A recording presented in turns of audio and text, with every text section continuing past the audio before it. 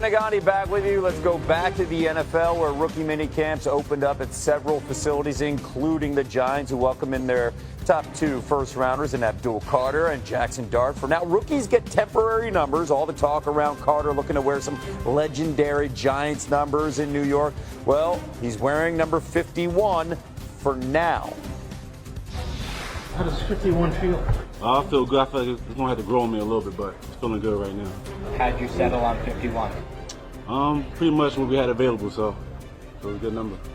Is it set, or could you change it for the regular season? It's pretty much set. I'm just happy to be out here playing football. That's really that's all I'm worried about. I think the biggest thing coming out here, we had a great group last night. We all got together and made sure that we went through the script and did a walkthrough. So that made coming out here on the field, the operation a lot smoother, and everybody was a lot more confident, was able to play a lot faster when we got to the field. Senior NFL writer Jeremy Fowler with us now. Now that we've gotten past the Abdul Carter and the numbers conversation, for now, let's switch gears here and talk about the new number 6 for now. That is Jaxson Dart.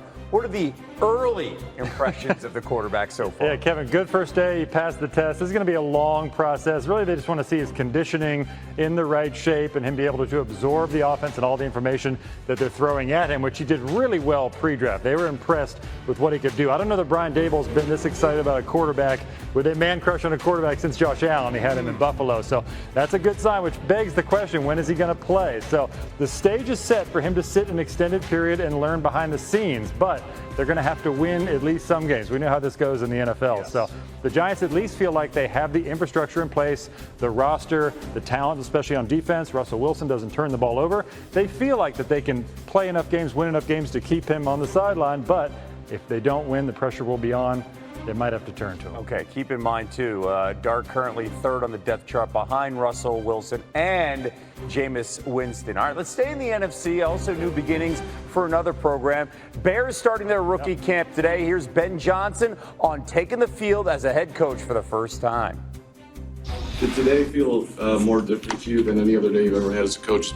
I've never blown the whistle to stop the play, and I got a little bit of work to do there. I can get better in that aspect, but no. Other than that, it was great. I'm surrounded by a phenomenal coaching staff.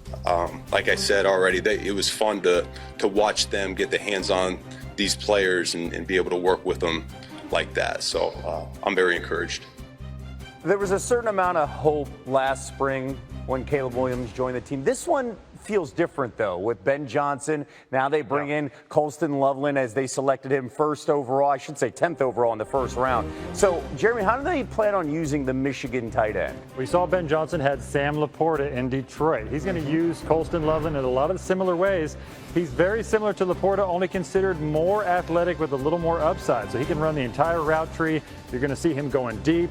You're going to see him in play action. You're going to see him all over the field. This guy was so coveted that there was a reason why there were no trades after the top 10 when the Bears took him, because teams were trying to get up to get him. So the Bears have very big plans that they have started getting into this week. And you got Travis Hunter in Jacksonville. So the experiment is on. He is going to major in offense, minor in defense. I checked with some people in Jacksonville. They said, and you see the Diggs brothers there. That's the comp I got from NFL people. Wow. The Diggs brothers, both Stephon and Trevon Diggs, that could be what he is. But is he going to play both sides? I'm told that at camp this week, he did not do anything defensively today, but the expectation is he'll do something at least in the coming days before they wrap up on Sunday. So maybe he's a situational 3rd down cornerback, along with an electrifying offensive player. Don't question the stamina, by the way. No one played more snaps last year in all of college than the Heisman winner in Hunter. Jeremy, thank you so much. Yeah, thanks. All right, let's go back to the NFL and let's have this conversation about Jim Harbaugh.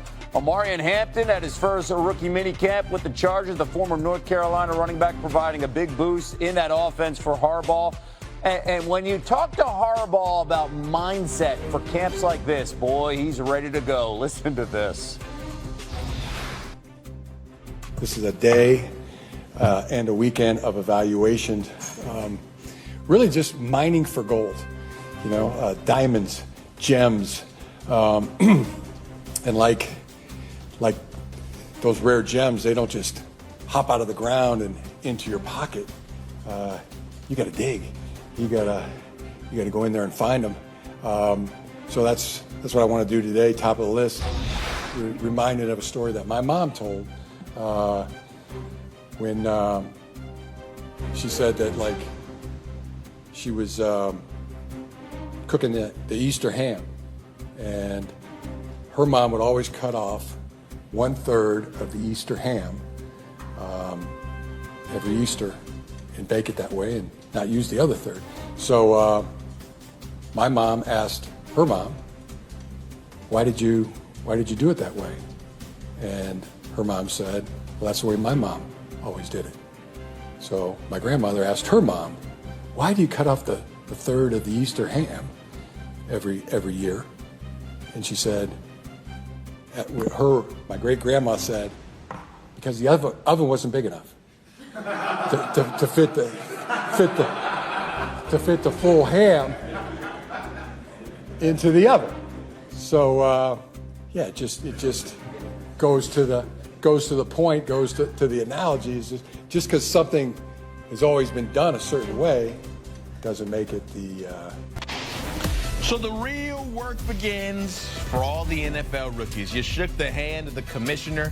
You had your moment in the sun. Maybe you stayed home and just got the phone call. Either way, time to put away that fine fare of dress, put those jerseys on, and get into the action. Because it is time for rookie mini camps all around the NFL, and we are excited to be able to talk a little bit of ball. And who better to talk some more ball than with Emory Hunt, who's trying to dress nicely himself with a polo. Guess he didn't get the memo. We're dressing up here on a Friday. That's okay, Emory. I'll let that slide here. And we can start this slide with a little bit of Cam Ward talk. Got to start with the top pick, because the priority here for the Titans, do you think, is it to build that relationship, or what are you focused on during these few days if you are the Titans and Ward? Just trying to get the timing down, Zach, with the receiving core, because, again, he's a new quarterback. He's some new options outside of undrafted rookie free agent Xavier Restrepo that he has worked with.